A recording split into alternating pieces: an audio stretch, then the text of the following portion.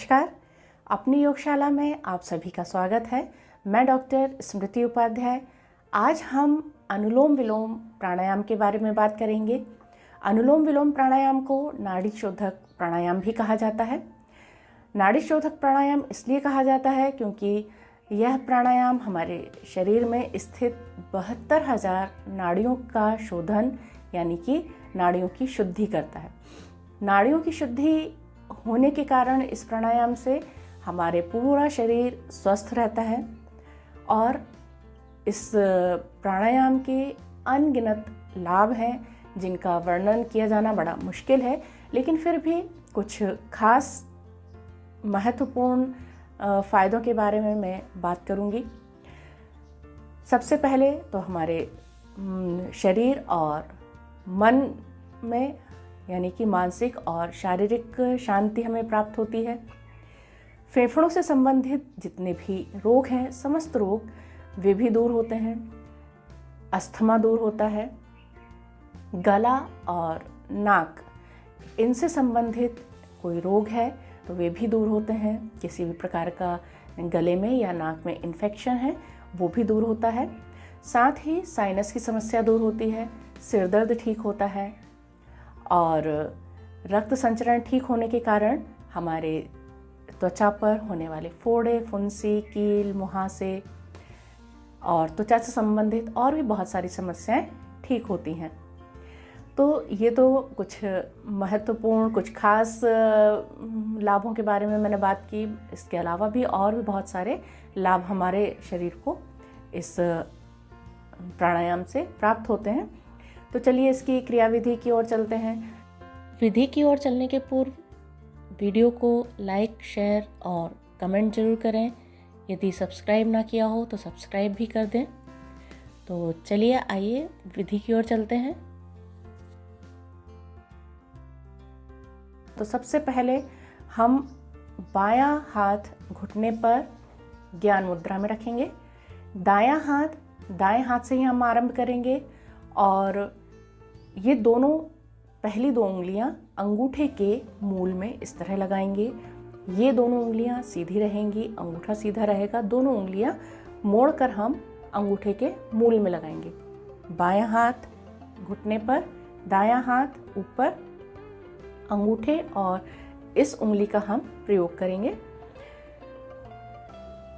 प्राणायाम आरंभ करने के पूर्व एक बात और कि जो भी श्वास हम लेंगे और छोड़ेंगे, श्वास लेते समय और श्वास छोड़ते समय बिल्कुल भी आवाज़ नहीं करेंगे।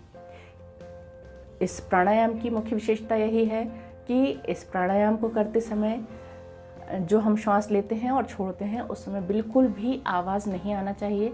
श्वास इतनी धीमी गति से हम लेंगे कि हमारे पड़ोस में बैठा हुआ व्यक्ति भी हमारी श्वास की आवाज़ को सुन न सके। और जितने समय में हम श्वास को लेंगे और उससे दुगने समय में श्वास को छोड़ेंगे। तो शुरू करते हैं। और जब प्राणायाम आरंभ किया जाता है तो बाएं नासिका छिद्र से ही आरंभ किया जाता है। इस तरह से ये हमने मुद्रा बनाई। दाएं नासिका छिद्र को अंगूठे से हम बंद करेंगे और बाएं नासिका छिद्र से श्वास लेंगे। आराम से श्वास लीजिए, आवाज़ ना आए। आंखें कोमलता से बंद।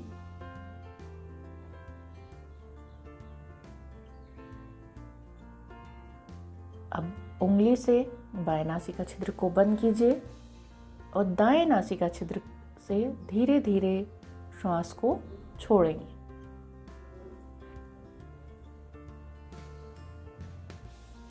अब दाएं नासिका छिद्र से श्वास लेंगे। दाएं नासिका छिद्र को अंगूठे से बंद करेंगे और बाएं नासिका छिद्र से धीरे धीरे श्वास को छोड़ते जाएंगे।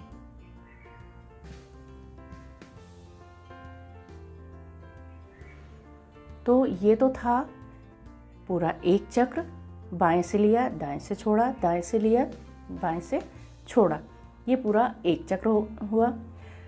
इस चक्र को करते समय जब हम अंगूठे और उंगली से नासिका को बंद करेंगे, उस समय अंगूठे और उंगली का दबाव इतना ज़्यादा हमें नहीं रखना है कि हमारी नाक टेढ़ी हो या मुख की आकृति बदले। बिल्कुल धीरे से हम अपने नाक को खोलेंगे और बंद करेंगे। तो यही सावधानी रखने योग्य बात यही है कि हमारी रीढ़ की हड्डी और गर्दन एकदम सीधी रहे, और किसी भी अवस्था में आप बैठ सकते हैं, चाहे सुखासन, पद्मासन, अर्ध पद्मासन, वज्रासन, किसी भी आसन में बैठें। और जो लोग नीचे नहीं बैठ सकते वे पलंग, सोफ़ा, कुर्सी, स्टूल कहीं भी बैठकर आसानी से कर सकते हैं। बस शर्त सिर्फ यही है कि रीढ़ की हड्डी और गर्दन एकदम सीधी रहे और आंखें कोमलता से बंद और चेहरे पर एक मधुर मुस्कान। तो यह अनगिनत लाभों को अपने आप में समेटे हुए बहुत ही लाभकारी और बहुत महत्वपूर्ण प्राणायाम है, जिसे कि सभी आयु वर्ग के व्यक्ति आसानी से कर सकते हैं। और इससे हमारा आभा मंडल भी विकसित होता है, हमारे व्यक्तित्व में सकारात्मक प्रभाव डालता है, सकारात्मकता हमारे जीवन में आती है। तो चलिए अगले आसन के साथ अगले वीडियो में हम फिर मिलेंगे। तब तक के लिए नमस्कार, धन्यवाद।